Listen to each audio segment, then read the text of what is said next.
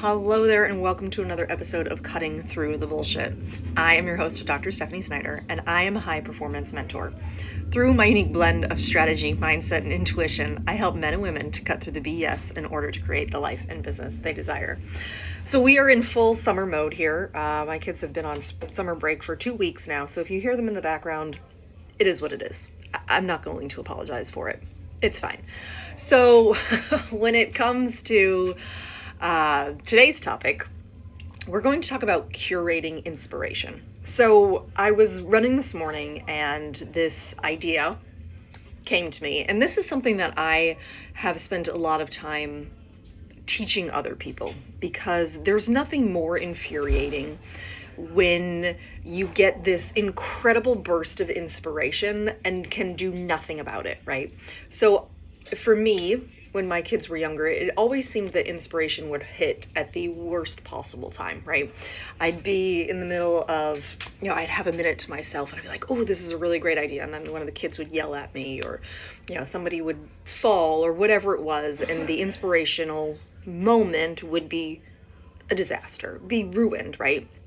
Or I would get this burst of inspiration and someone would need me and I'd have no patience because I was trying to get what the inspiration was out on paper.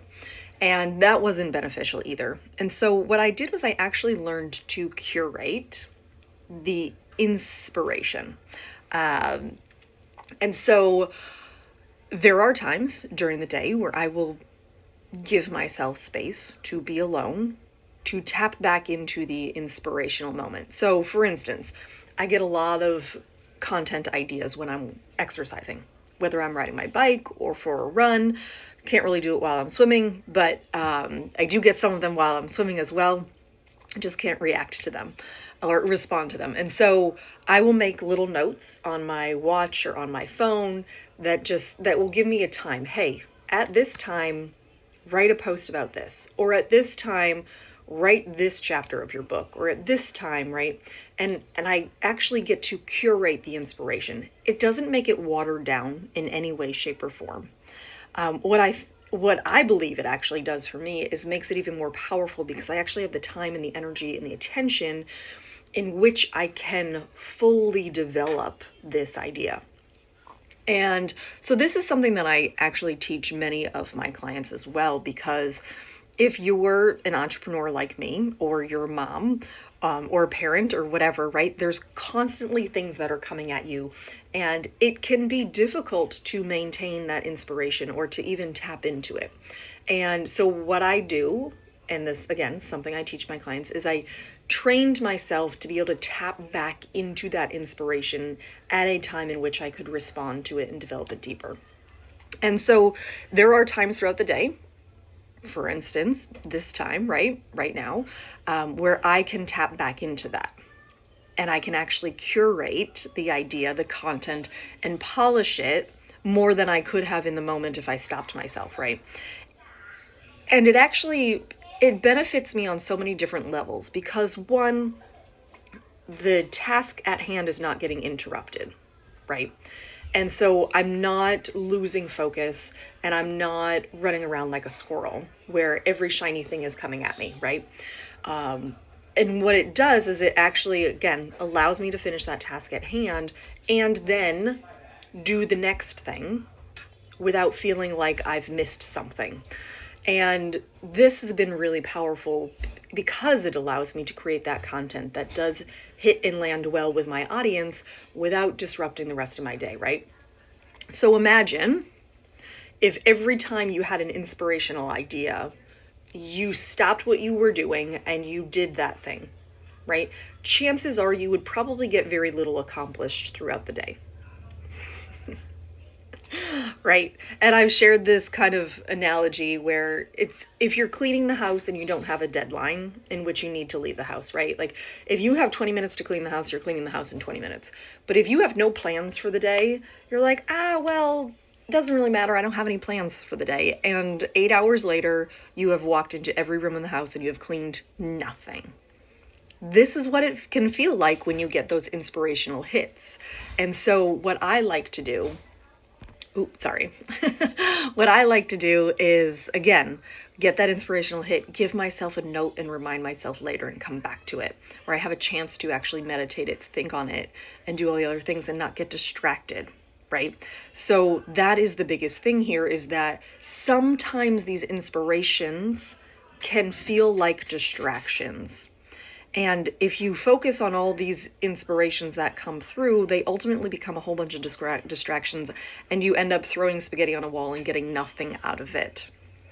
And so again, by giving myself the opportunity to say, okay, hey, this is a great idea, I'll come back to it later, allows kind of that natural filtration to go through, where it's like, I don't really love that idea now anyways. I'm glad I didn't spend a whole bunch of time and energy on it. Or, oh, actually, this is a really great idea. Now I have the time and energy to spend on it, and I'm going to polish it and make it look great, right? And so again, just curating this.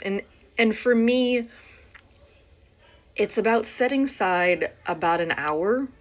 And sometimes it doesn't even take that long. Sometimes I can do these, tap into that inspiration in about 20 minutes and be done with the thing. But it's about teaching yourself to actually give yourself permission to be in that frame, to be in that energy where you are feeling inspired and you can give the best content and the best information to your audience.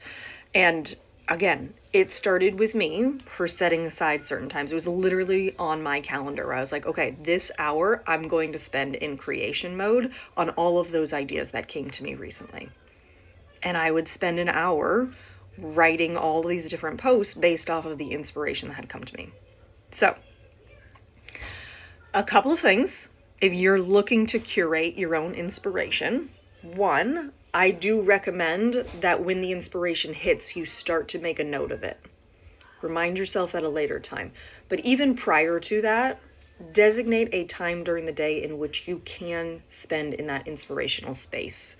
Whether it's first thing in the morning when you get up, or 2 o'clock in the afternoon. Usually mine's around 10 a.m. and I can sit down and do these things around 10 a.m.